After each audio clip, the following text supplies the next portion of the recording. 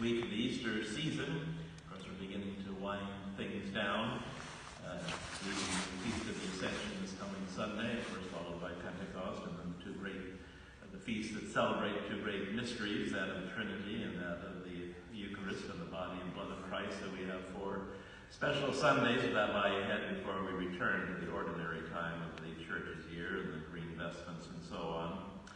But today, certainly in the Acts of the Apostles, that passage that we're hearing, that we heard, the Acts of the Apostles, the second half, most of the second half, is pretty well devoted to St. Paul and his missionary journeys, and we get a sense of that, particularly in the opening of the passage from the Acts of the Apostles, which kind of shows Paul really on the move, going to different places.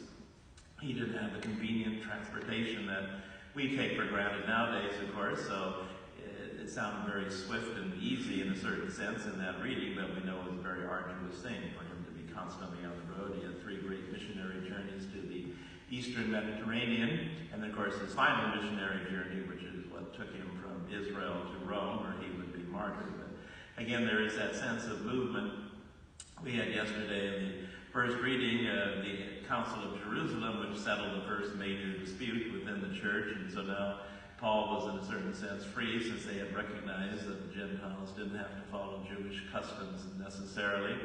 So Paul was really free to allow the Spirit to work through him, and began again that great missionary effort. Jesus is reminding us, and again we're still hearing from the Last Supper discourse, and will be most of the time between now and Pentecost, but he's reminding us that what will eventually happen to Paul and others, that it's not going to be the easiest thing. People are going to think it's somewhat honorable to kill you, and we actually see that in some religions where it seems if you knock off the enemy, if you kill them or execute them or whatever, that somehow you're doing something in the name of God, of course, which is never true no matter what. But it would lead to the age of the martyrs, of course, out of the first 3 centuries, and then we still have martyrs in the church even today. But it is through that blood of the martyrs that we know is the seed of Christians and the growth in the Christian faith. So as we gather this day, we're thankful for the Lord inviting us to his table, especially on this holiday weekend, as we remember those who have served our nation so well and have gone home to the Lord. We're thankful for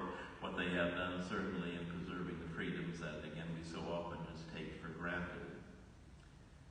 Please stand.